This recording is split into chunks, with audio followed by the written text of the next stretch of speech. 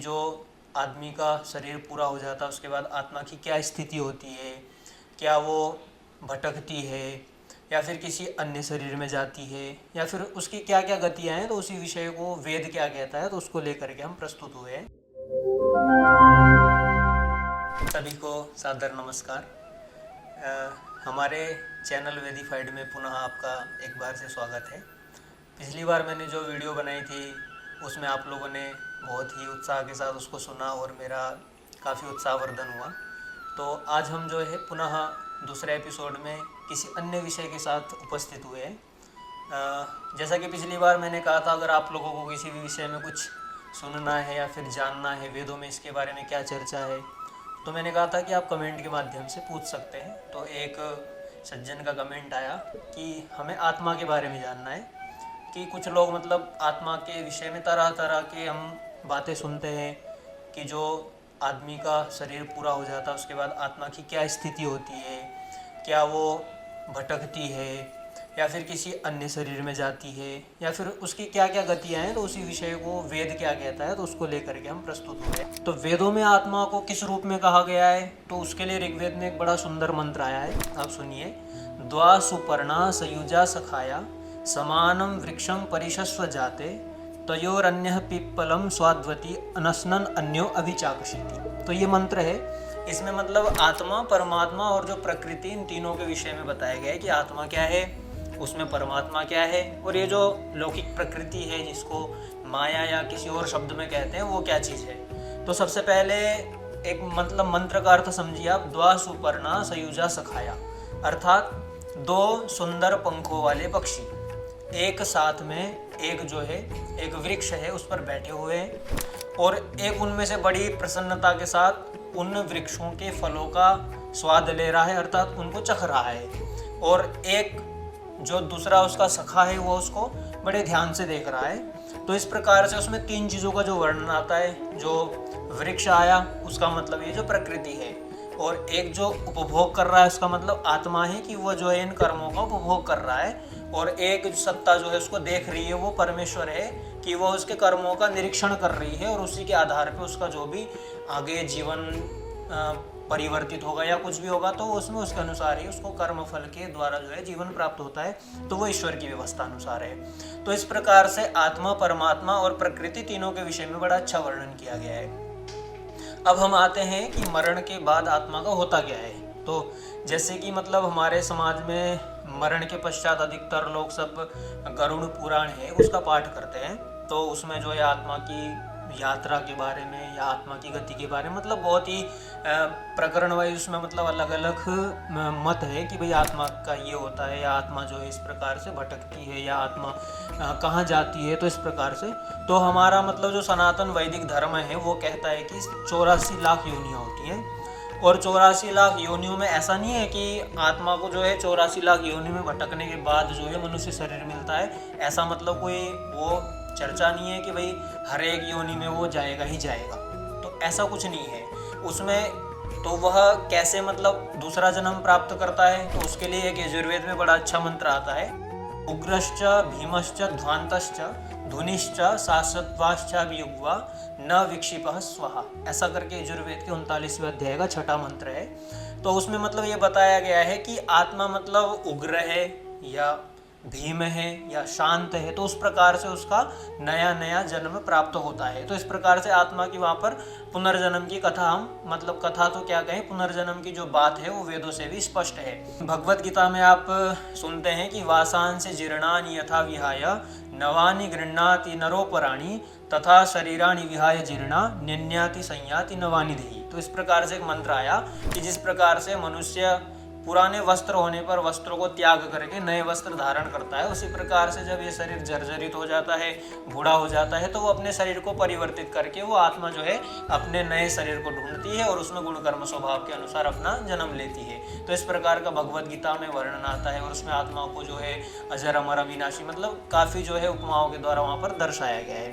तो इसी प्रकार से वेद ने भी वही कहा कि आत्मा जैसा उग्र है, भीम है, शांत है या जिस प्रकार का है, तो यजुर्वेद ये बात कहता है कि वह उसी के अनुसार अपना जो है नया जन्म जो है वो प्राप्त कर लेता है।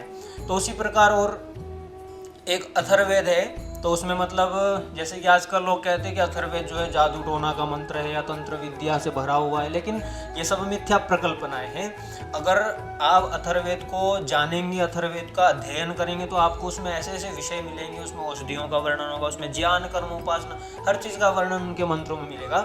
लेकिन किसी भी मंत्र में ऐसा कोई पक्ष नहीं है कि भाई तंत्र विद्या है या उसमें जो है मोह ऐसे किसी को वशीकरण करना है, ऐसे ऐसे मंत्र हैं। तो ये सब जो है मिथ्या बातें हैं। वास्तव में अगर आप अथर्ववेद को पढ़ेंगे तो जैसे पहले की वेदों के अलग अलग एक जो यज्ञ में ऋत्विक होते थे उनको अलग अलग उपाधियां प्रदान की जाती थी, जैसे होता, अध्वर्यु, उद्गाता और ब्रह्मा। तो ये चार जो है यज्ञ के इस प्रकार से अंग होते थे। तो ऋग्वेद का होता, यजुर्वेद का अध्वर्यु, सामवेद का उद्गाता और अथर्ववेद का जो ज्ञाता होता था उसको ब्रह्मा कहा जाता था। ब्रह्मा क्या होता है? जिसको चारों वेदों का सार तत्व, चारों वेदों का जो ज्ञान प्राप्त है उसको ब्रह्मा कहते हैं। तो जिस अथर्ववेद के ज्ञानी को ब्रह्मा शब्द से अर्थात सभी गुण मतलब ज्ञान कर्म उपासना जो भी चीज़ है वो जो सब चीज़ जानता है वो ब्रह्मा है। तो इस प्रकार से अथर्ववेद के ज्ञाता को ब्रह्मा कहा जाता था। तो कहीं भी आप इस पक्ष को नहीं कह सकते कि भाई वेद में जो है अथर्ववेद में जादू टोना या ऐसे कोई मंत्र हैं। तो आजकल जो भी इतिहास विषय पढ़ाते हैं या जिसको जो समझ में आता है बस सब यही कहते हैं कि अथर्ववेद जो है जादू टोना का वेद है। तो ये मिथ्या अवधारणा है, इसको लोगों को बदलनी चाहिए और सुधार करना चाहिए। अब अथर्ववेद में ही इसी बात को कहा गया है कि अब मरने के बाद आत्मा का क्या होता है। तो वहीं पर एक मंत्र आया, आयो धर्माणि प्रथमा ससाद ततो वपुंसे कृणुषे परुणि दास्युर्योनि प्रथमम आविवेशा यो वाचम अनुदिताम चिकेता। तो इस प्रकार वहाँ पर एक मंत्र आया कि अयो धर्माणि प्रथमा, मतलब वो जो है अपने धर्म के अनुसार जो उसके अच्छे कर्म हैं तो उसके अनुसार वो जन्म लेगा, और जो उसके अच्छे कर्म नहीं है तो वो दूसरे प्रकार से दूसरा जन्म लेगा। और इस प्रकार से जो मनुष्य का शरीर है वो अपने जीवन को मतलब जो भी कर्म है उसके आधार पे प्राप्त करता है। तो इसी बात को जो है एक अन्य मंत्र और कहता है कि उसमें जो है मनुष्य शरीर के दो मतलब प्रकार बताए गए हैं। एक तो जो मनुष्य शरीर है और एक जो कीट पतंग आदि जो भी मतलब शरीर है, तो उसके विषय में एक वर्णन आता है। उसमें एक मंत्र आया, द्वे श्रुति अश्रवणम पितॄणामहम देवता भूतमर्त्यानाम ताभ्यामिदम विश्वमेजत समेति यदंतरा पितरम मातरम च। तो इस प्रकार से एक मंत्र आया, उसमें क्या बात कही है, द्वय श्रुति आश्रवणम, अर्थात दो प्रकार के जन्म मनुष्यों के सुने जाते हैं, जो मैंने पीछे बताया मनुष्य और कीट पतंग आदि जो भी है। तो उसमें मनुष्य की भी तीन कैटेगरियां हैं। एक तो कहा पितृणाम अर्थात जो श्रेष्ठ आत्मा है, ऋषि मुनियों की आत्मा है। एक कहा देवताम अर्थात जो विद्वान आत्मा उत्पन्न होती है। कभी कभी आपने देखा होगा कि मनुष्य जो है उत्पन्न मतलब प्रभूत मति उत्पन्न होता है कि उसका जो है मस्तिष्क जो है बाल्यकाल में बहुत ही विकसित होता है, थोड़ी उम्र में वो हर चीज़ को आसानी से जान पाता है, तो वो होता है देवताओं की कैटेगरी का। और एक कहा एक मर्त्यानाम अर्थात जो मर्त्यशील है, साधारण मनुष्य है, तो उसके विषय में तीसरा वर्णन कहा गया।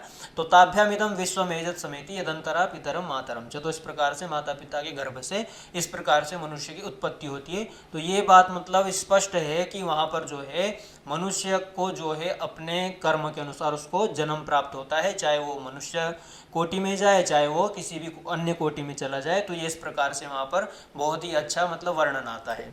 अब एक बहुत ही मतलब गंभीर चर्चा और आती है अथर्ववेद में कि यह आत्मा कैसी है। तो आत्मा मतलब एक ऐसी चीज़ है, उसको जानने के बाद आदमी को कोई मतलब मृत्यु का भय नहीं रहता। तो जिस प्रकार से भगवत गीता का सार ही पूरा यही है कि आत्मा का मतलब ज्ञान कराना अर्जुन को, कि जो है जिसको तू जब युद्ध में वहाँ पर उसको एक मतलब मन में एक शंका उत्पन्न होती है कि जो सामने खड़े हैं वो लोग भी मेरे हैं और मतलब इधर जो मेरे पक्ष में है वो भी मेरे हैं, तो मैं कैसे इनको मार सकता हूँ, कैसे मतलब लड़ सकता हूँ। तो उसमें मतलब जब आत्मा के विषय को लेकर के उसको एक मोह उत्पन्न होता है, तो उसी विषय को वहाँ पर पूरा स्पष्ट किया गया है कि आत्मा जो है अजर अमर अविनाशी इस प्रकार से। तो उसी बात को एक उपनिषद का वचन भी कहता है कि अकामो धीरो अमृतः स्वयंभू रसेन तृप्तो न कुतश्चनो न तमेव विद्वान न विवाय मृत्युर आत्मानम धीरम अजरम युवानम।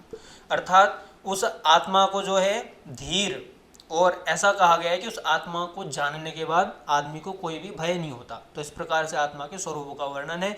और मैंने ये भी बता दिया कि आत्मा का मरण होने के बाद क्या होता है। तो आजकल जो एक पक्ष है कि भाई आत्मा जो है भटकती है या आत्मा जो है भूत प्रेत बन जाती है, तो इस प्रकार की जो चर्चा है उसको थोड़ा सा समझते हैं। भूत का मतलब सभी को पता है क्या होता है, कि जो हमारा बीत चुका काल है उसको भूत कहते हैं हम। और प्रेत का मतलब क्या होता है, तो प्रइतः, मतलब जो यहाँ से इतः शब्द जो बना है वो गति अर्थ की एक धातु है, इण गतौ, तो उससे बनती है कि प्रइतः, मतलब जो हमारे सामने से चला गया है, अर्थात जो मृत शरीर है उसको प्रेत कहा गया है।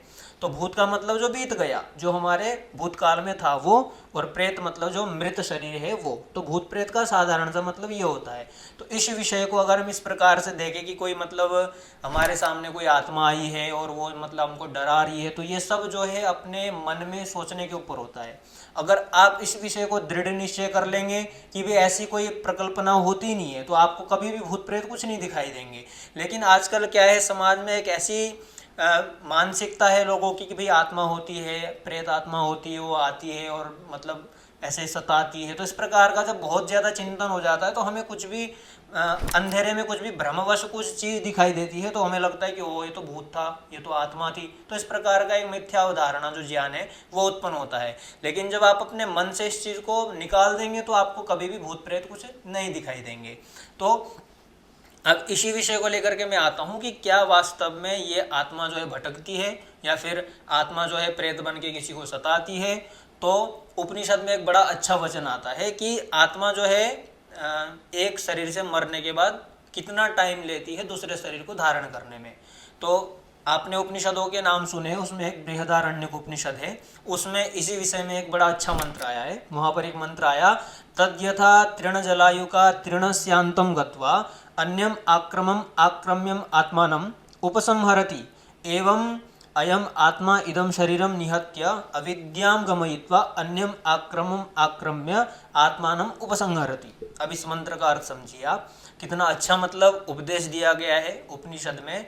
बृहदारण्यक उपनिषद का यह जो है चौथे अध्याय के चौथे ब्राह्मण का लगभग तीसरा मंत्र है।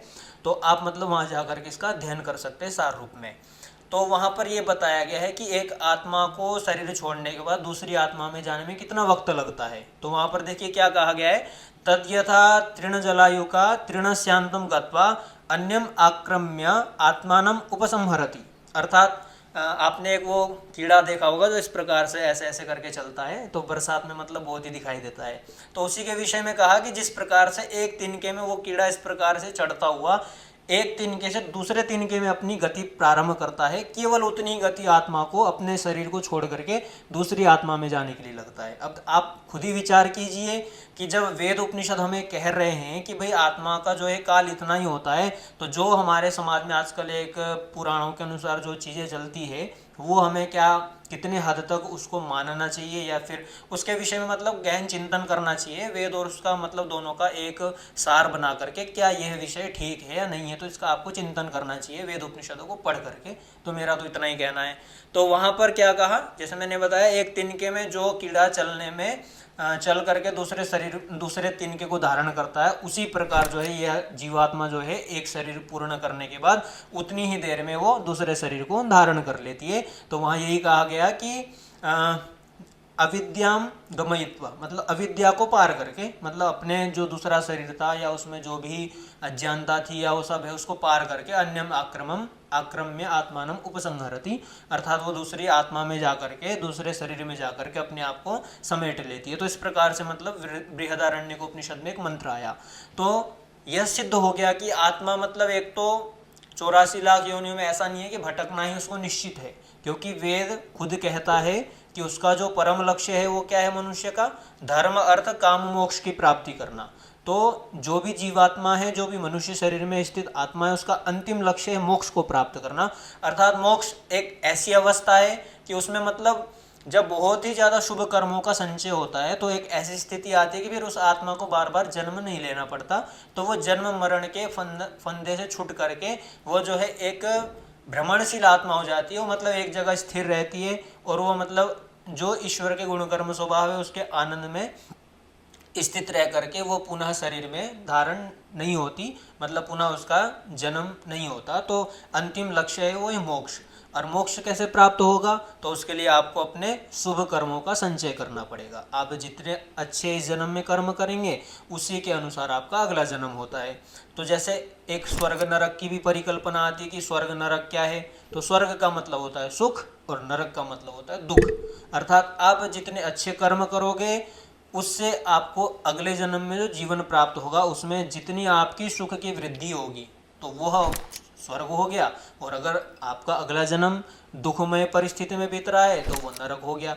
इसमें कोई ऐसी वो अवस्था नहीं है कि यमराज के वहाँ ऐसा होता है या फिर इंद्र के वहाँ ऐसा दरबार है, स्वर्ग नरक जो परिकल्पना की जाती है वह मुझे लगता है कि एक लोगों को समझाने के लिए मध्यकाल में एक कथा के माध्यम से लोगों को समझाने के लिए, ताकि वो अच्छा कर्म करें।